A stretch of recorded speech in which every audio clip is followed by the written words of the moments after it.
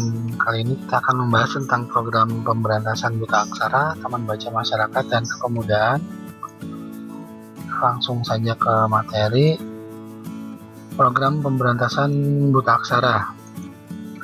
Keaksaraan merupakan keadaan mengenai aksara yang meliputi membaca, menulis, berhitung, dan berkomunikasi secara fungsional yang memungkinkan seseorang untuk secara terus-menerus mengembangkan kompetensinya sehingga dapat meningkatkan mutu taraf kehidupannya.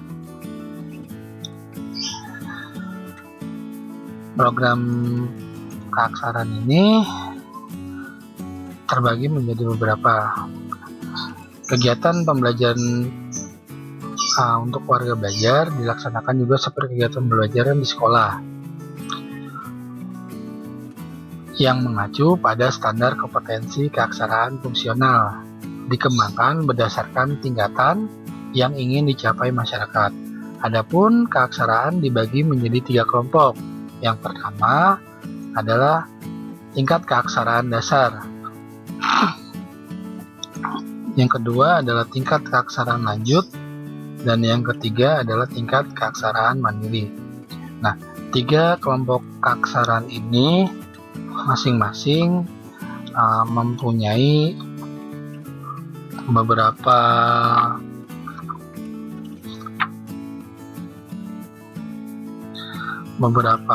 ciri yang sangat 3 keaksaraan ini memiliki beberapa ciri yang sangat mendasar. Yang pertama, ciri warga belajar pada tingkat keaksaraan dasar adalah mereka yang belum mengenal huruf, belum bisa merangkai kata, dan belum mengerti arti sebuah kalimat yang jelas. Meskipun mereka belum bisa menulis, membaca, dan berhitung, tetapi mereka sudah memiliki pengetahuan dan pengalaman. Nah, sedangkan keaksaraan tingkat lanjut, pada tingkatan ini mereka biasanya sudah dapat membaca dan menulis sederhana, tetapi masih belum lancar. Selanjutnya keaksaraan mandiri. Keaksaraan mandiri pada tingkat ini warga belajar sudah mempunyai sikap untuk terus belajar secara mandiri. Mereka juga diharapkan dapat memecahkan masalah keaksaraan yang dihadapi dan mencari informasi serta narasumber sendiri untuk menganalisis, memecahkan masalah, dan mencari informasi dan narasumber dari lembaga desa atau instansi pemerintah yang ada. Itu adalah ciri-ciri dari 3 kelompok keaksaraan. Selanjutnya ada prinsip dan strategi pembelajaran keaksaraan fungsional. Pendekatan yang digunakan dalam keaksaraan fungsional mempunyai 4 prinsip utama, yaitu yang pertama, konteks lokal. Konteks lokal artinya kegiatan yang mengacu pada konteks sosial lokal dan kebutuhan khusus setiap warga belajar. Nah, yang kedua adalah desain lokal.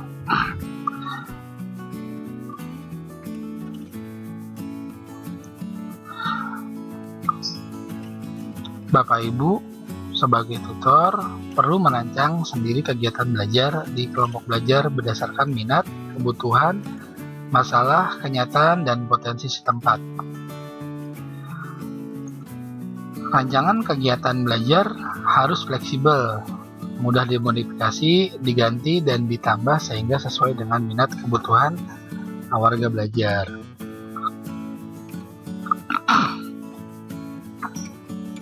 Prinsip yang ketiga adalah proses partisipasi.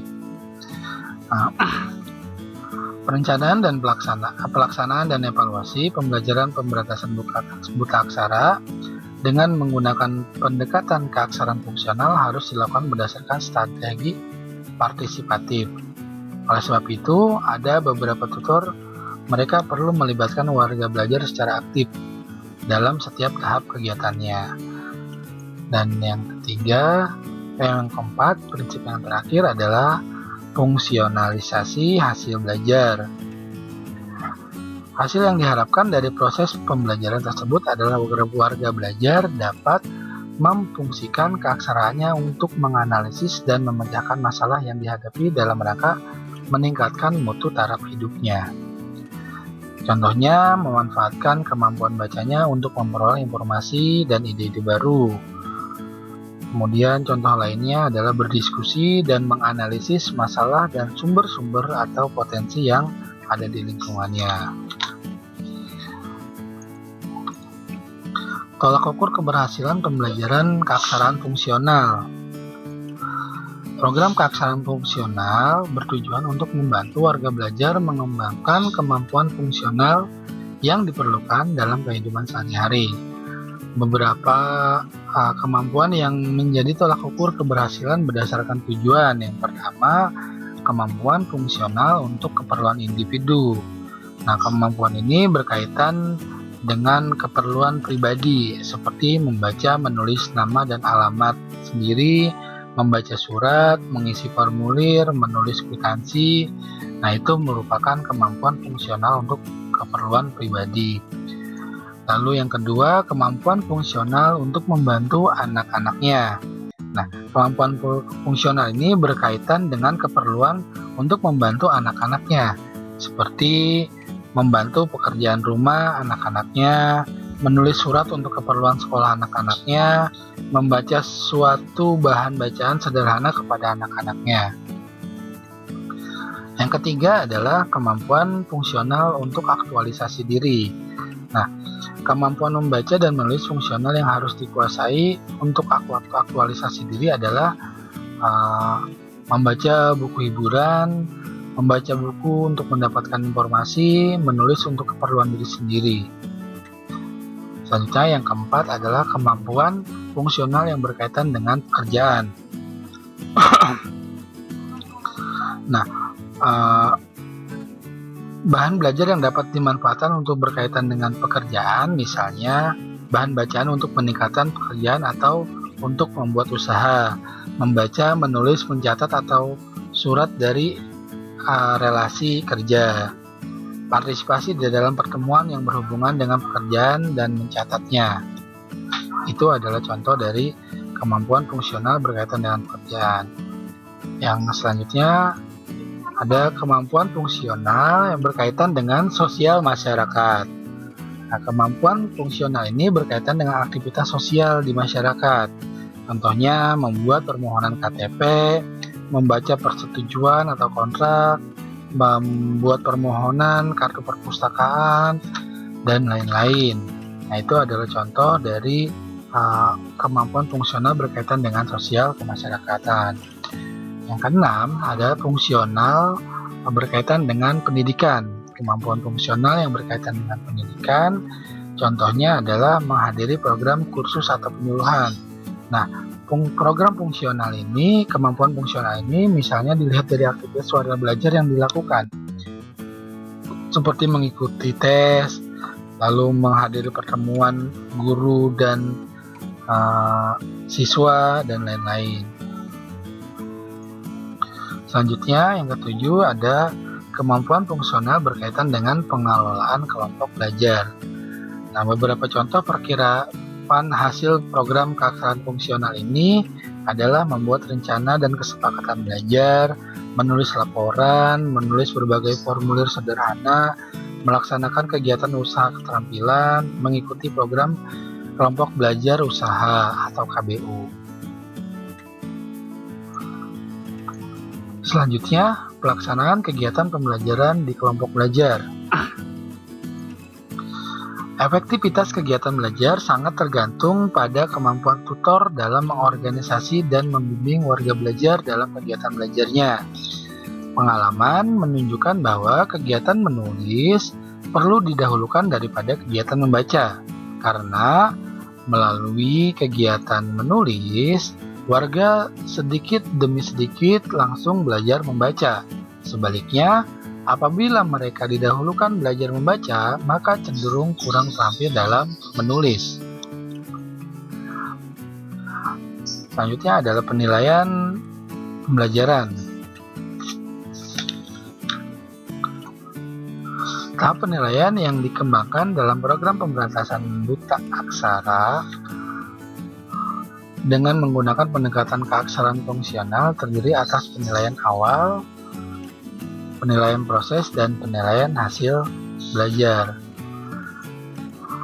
Tahap penilaian sebelum kegiatan pembelajaran dilaksanakan untuk mengetahui tingkat kemampuan dan tingkat sejauh mana warga belajar ini memiliki pengetahuan keaksaraan. Lalu tahap penilaian selama kegiatan pembelajaran. Nah, tahap penilaian selama pembelajaran ini dilaksanakan pada tahap di mana warga belajar melaksanakan kegiatan pembelajaran. Jadi pada saat melakukan pembelajaran, tutor atau guru melaksanakan penilaian, baik penilaian aktivitas keaktifan, aktivitas keaksaraan seperti membaca, menulis, dan berhitung. Selanjutnya tahap penilaian setelah kegiatan belajar. Nah, tahap penilaian setelah kegiatan belajar ini dilakukan setelah melaksanakan kegiatan. Biasanya tahap penilaian setelah kegiatan pembelajaran ini dilakukan tes dilakukan tes keaksaraan seperti membaca, menulis, dan berhitung. Selanjutnya ada program pengembangan taman baca masyarakat.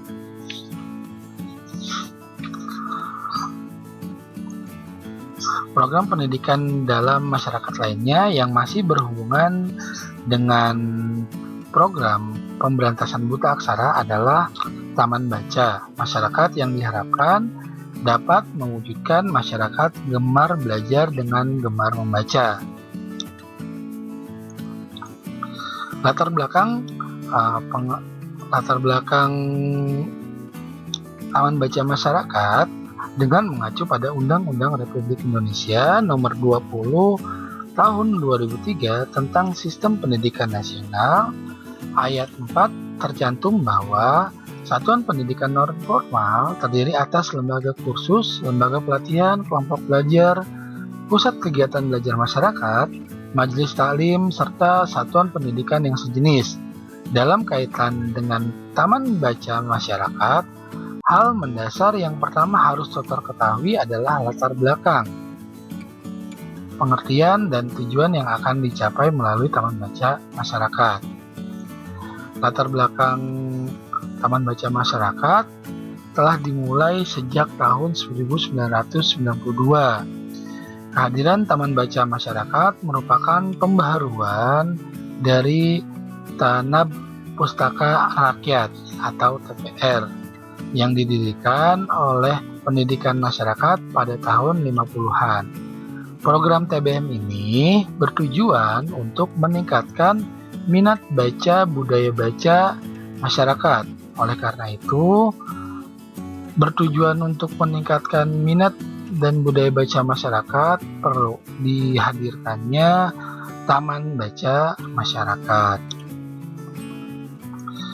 Selanjutnya, pengertian. Taman baca masyarakat merupakan sebuah lembaga yang menyediakan bahan bacaan yang dibutuhkan oleh masyarakat sebagai tempat penyelenggaraan pembinaan kemampuan belajar dan membaca. Selain itu, TBM juga merupakan tempat yang digunakan sebagai tempat untuk mendapatkan informasi bagi masyarakat, khususnya yang bersumber dari bahan pustaka berupa buku. Karena pentingnya TBM ini, diperlukan seorang untuk mengelola dan tutor yang menjadi pengelola TBM. Mereka menjadi pengelola adalah mereka yang memiliki dedikasi dan kemampuan teknis dalam mengelola dan melaksanakan layanan kepustakaan kepada masyarakat. Dengan kata lain, seorang pengelola taman baca masyarakat adalah orang yang benar-benar memiliki kesadaran dan tanggung jawab dalam memberikan layanan bahan pustaka. Tujuan dari taman baca masyarakat tujuan yang ingin dicapai dengan adanya kegiatan taman baca masyarakat adalah membangkitkan dan meningkatkan minat baca sehingga terciptanya masyarakat yang cerdas, mempunyai taraf hidup yang baik, dan pemberantasan buta aksara. Fungsi dan manfaat Taman Baca Masyarakat. Berkenaan dengan fungsi dan manfaat Taman Baca Masyarakat, ada hal yang seyogianya dipahami bersama, bahwa pada hakikatnya fungsi dan amanat yang ada merupakan satu indikator yang harus diperhatikan ketika memberdayakan warga masyarakat, meliputi Taman Baca Masyarakat. Indikator yang ada menunjukkan bahwa upaya pemberdayaan minat baca melalui program ini hendaknya dapat dilakukan semaksimal mungkin. Adapun fungsi dan manfaat tersebut, yang pertama adalah fungsi Taman Baca Masyarakat sebagai sarana pembelajaran bagi masyarakat, sarana hiburan dan pemanfaatan waktu secara efektif dengan memanfaatkan bahan-bahan bacaan yang bersumber dari buku dan sumber informasi lainnya. Dan manfaat Taman Baca Masyarakat dalam hal menumbuhkan minat, kecintaan, dan kegemaran membaca, memperkaya ilmu pengetahuan, dan meningkatkan taraf hidup masyarakat. Selanjutnya ada organisasi manajemen Taman Baca Masyarakat. Taman Baca Masyarakat memiliki organisasi dan manajemen agar program yang telah ditetapkan dapat berjalan dengan baik dan sesuai dengan harapan masyarakat. Struktur organisasi yang ada dikolaborasikan dengan manajemen pengelolaan yang dapat dipertanggungjawabkan mulai dari biaya penyelenggaraan, koleksi perlengkapan, ruang Taman Baca Masyarakat, dan tenaga pengelolaan. Upaya pembinaan Taman Baca Masyarakat. Organisasi ini dibentuk oleh masyarakat dengan struktur organisasi yang ada dikolaborasikan dengan manajemen pengelolaan yang dapat dipertanggungjawabkan melalui biaya pengelolaan, koleksi perlengkapan, ruang Taman Baca Masyarakat, tenaga pengelolaan. Biaya penyelenggaraan Taman Baca Masyarakat terdiri atas sumber dana anggaran Taman Baca Masyarakat diperoleh dari swadaya masyarakat. Berikut ini merupakan komposisi anggaran sebagai referensi biaya penyelenggaraan Taman Baca Masyarakat. Pengadaan bahan pustaka 30%, peralatan sarana 20%, promosi kerjasama dan peningkatan minat baca 10%, biaya operasional Taman Baca yang meliputi honor pengelolaan, alat tulis kantor, penyewaan tempat, dan lain-lain itu adalah 40%. Selanjutnya koleksi Taman Baca Masyarakat minimal terdiri atas 300 judul buku, majalah, surat kabar, leaflet, dan bahan audiovisual dalam rangka pengembangan dan pembinaan minat baca masyarakat. Maka diharapkan koleksi tersebut dari satu unit Taman Baca Masyarakat adalah 40% bahan bacaan hiburan, 30% ilmu pengetahuan, 30% lagi ilmu-ilmu lainnya seperti agama, politik, kesenian, hukum, dan pendidikan. Selanjutnya adalah organisasi yang berkaitan dengan perlengkapan. Perlengkapan dari Taman Baca Masyarakat seperti rak majalah, meja kerja petugas, fasilitas membaca seperti karpet, tikar atau kursi, dan lemari kotak katalog. Tidak kalah pentingnya untuk mempersiapkan ruang Taman Baca Masyarakat yang diperuntukkan bagi sejumlah koleksi sebagai yang telah dikumpulkan untuk didisplay atau dipajang di dalam ruangan agar warga atau masyarakat dapat dengan mudah mencari koleksi-koleksi yang ingin dibacanya. Ruang Taman Baca ini dapat saja diadakan dengan sebuah ruangan tersendiri sebagai layaknya ruang perpustakaan. Selanjutnya ada tenaga pengelolaan Taman Baca Masyarakat. Dalam memfasilitasi semua taman baca, tenaga pengelola merupakan komponen utama dalam kegiatan taman baca. Oleh karena itu, mereka perlu dibekali pelatihan-pelatihan atau materi-materi yang berkenaan dengan kepustakaan, dokumentasi, informasi, manajemen taman baca masyarakat, pemilihan dan pengadaan bahan pustaka, pengolahan bahan pustaka, dan pelayanan membaca. Nah, kelima pengetahuan tersebut merupakan pengelolaan petugas taman baca agar dapat pengembangan taman baca masyarakat. Selanjutnya, upaya pembinaan taman baca masyarakat. Upaya pembinaan taman baca masyarakat perlu dimaknai dengan salah satu rangkaian kegiatan yang harus dilakukan. Upaya pembinaan ini dimaksudkan agar manfaat yang diperoleh melalui kegiatan taman baca masyarakat ini dapat terus lebih ditingkatkan lagi.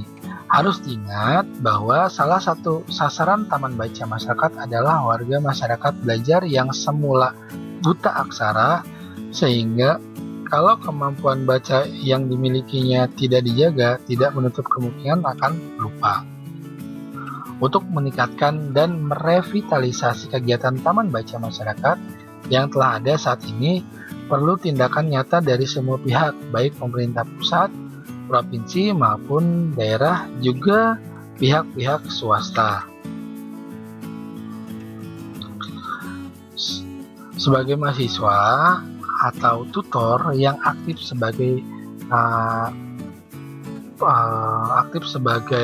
aktivis di dalam kegiatan taman baca masyarakat, sebaiknya memberikan semangat dan perhatian agar taman baca masyarakat yang ada tetap eksis, menjadi rutinitas masyarakat gemar membaca, untuk menambah ilmu pengetahuan dan menaikkan taraf hidup masyarakat yang madani. Selanjutnya, kita berlanjut ke program pembinaan kepemudaan. Latar belakang perlunya lembaga kepemudaan. Berlakunya Undang-Undang Nomor 32 Tahun 2004 tentang pemerintah daerah, terjadi perubahan yang mendasar dalam bidang pemerintahan, dari pemerintahan yang bersifat sentralistik ke desentralisasi.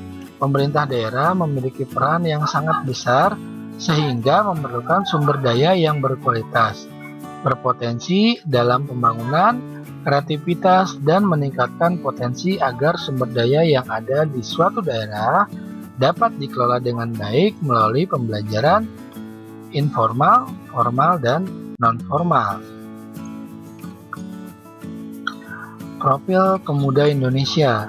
Nah, Profil Pemuda Indonesia menurut Badan Statistik Nasional atau BPS, Badan Pusat Statistik, pemuda yang berusia antara 15 sampai 35 tahun. Nah, berdasarkan Susenas tahun 2003, sekitar 20% tidak pernah sekolah, 16% masih sekolah, dan 82% sudah tidak bersekolah lagi, dikarenakan adanya banyak faktor permasalahan yang muncul dalam kehidupan manusia. Terkait menyikapi permasalahan tersebut, pemerintah berupaya meningkatkan peran pemuda dalam pembangunan dengan berbagai kebijakan. Peran partisipasi pemuda dalam pembangunan dapat ditingkatkan dengan cara yang pertama, mewujudkan keserasian kebijakan pemuda di berbagai bidang pembangunan. Yang kedua, memperluas kesempatan memperoleh pendidikan dan keterampilan. Yang ketiga, meningkatkan peserta pemuda dalam pembangunan sosial, politik, ekonomi, budaya, dan agama. Yang keempat, meningkatkan potensi pemuda dalam kewirausahaan, pelopor, dan kepemimpinan dalam pembangunan.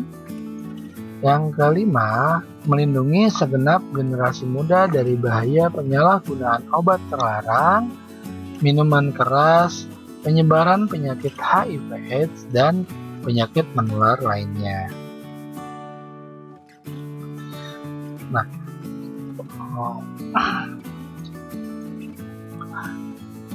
Nah, Profil pemuda Indonesia juga harus diisi dengan dan dibentuknya lembaga kepemudaan. Lembaga atau institusi menurut Auki tahun 2001 memiliki ciri-ciri yang berhierarki dengan sifat hubungan yang komplementarian. Lembaga kepemudaan memiliki peran utama dalam pembangunan apabila dilihat dari sektor publik.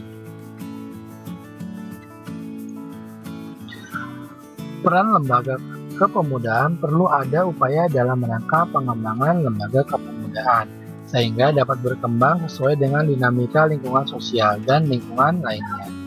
Ada 6 faktor penentu agar lembaga kepemudaan dapat memiliki daya tanggap terhadap lingkungan meliputi. Yang pertama, hukum dan kebijakan organisasi. Yang kedua, organisasi dan sumber daya manusia. Yang ketiga, anggaran lembaga kepemudaan. Yang keempat, infrastruktur. Yang kelima, pengetahuan dan teknologi. Dan yang keenam, peningkatan infrastruktur sistem informasi. Nah, keenam faktor penentu itu merupakan faktor yang harus dapat dimiliki oleh lembaga kepemudaan. Selanjutnya, kita bahas tentang program pembinaan kepemudaan.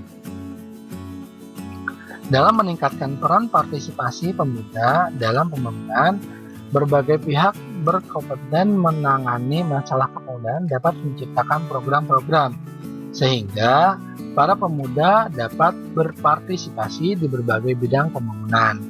Keterampilan yang memadai dapat berperan dalam pembangunan sosial, politik, ekonomi, budaya, dan agama. Memiliki potensi dalam kewirausahaan, kepelaporan dan kepemimpinan, dan terlindung dari bahaya penyalahgunaan obat, minuman keras, penyebaran penyakit HIV/AIDS, dan penyakit menular lainnya. Subdinas Pemuda dan Olahraga adalah instansi pemerintah di bawah Dinas Pendidikan. Secara khusus, bertugas melakukan pembinaan terhadap pemuda baik sekolah maupun tidak. Program-program yang dapat ditawarkan dari lembaga ini antara lain pembinaan dan peningkatan partisipasi pemuda, bertujuan meningkatkan kualitas pemuda sebagai insan pelopor penggerak pembangunan dan sumber daya manusia. Untuk mencapai tujuan tersebut, kegiatan yang dapat dilakukan adalah melatih pembinaan anggota Paskibra, pertukaran pemuda, master training, dan pendidikan politik. Selanjutnya, yang kedua ada pelindungan pemuda dari penyalahgunaan obat. Bertujuan untuk membebaskan pemuda dari bahaya narkoba, HIV/AIDS, dan minuman keras. Untuk mencapai tujuan tersebut, kegiatan yang dapat dilakukan adalah menyampaikan informasi tentang bahaya narkoba, HIV/AIDS, dan minuman keras. Kemudian kegiatan yang keduanya bisa mengadakan pelatihan keterampilan yang meliputi latihan keterampilan pemuda, pembinaan kelompok usaha, pembinaan kelompok produktif. Selanjutnya ada Subdinas Pendidikan Luar Sekolah. Instansi ini memberi layanan pendidikan terhadap masyarakat yang tidak memiliki kesempatan sekolah yang disebabkan berbagai hal melalui kejar paket A, B, dan C. Di samping melakukan kegiatan yang bersifat produktif, tersebut diperuntukkan pada masyarakat yang sudah lanjut usia sekolah tetapi tidak memiliki pendidikan formal dari tingkat SD sampai SMA.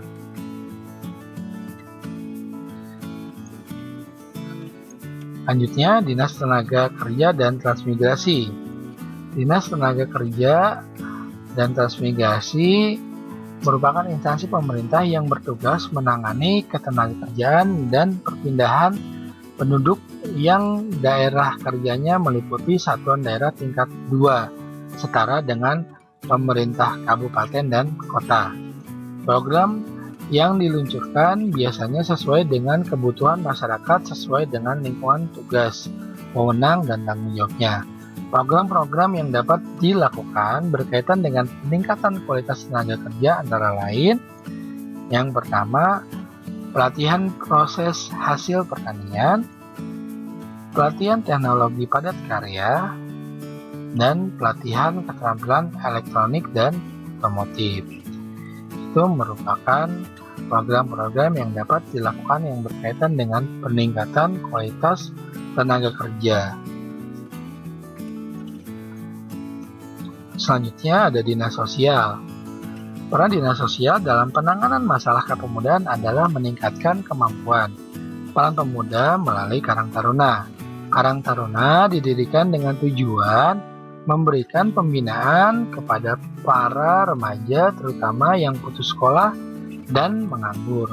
Program pendidikan yang dapat ditawarkan melalui lembaga Karang Taruna antara lain: pertama, pelatihan bidang elektronik.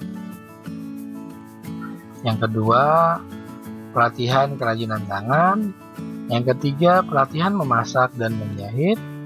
Yang keempat, kegiatan di berbagai bidang olahraga. Dan yang kelima, pendidikan kesenian. Ini merupakan program pendidikan yang dapat ditawarkan melalui lembaga Karang Taruna.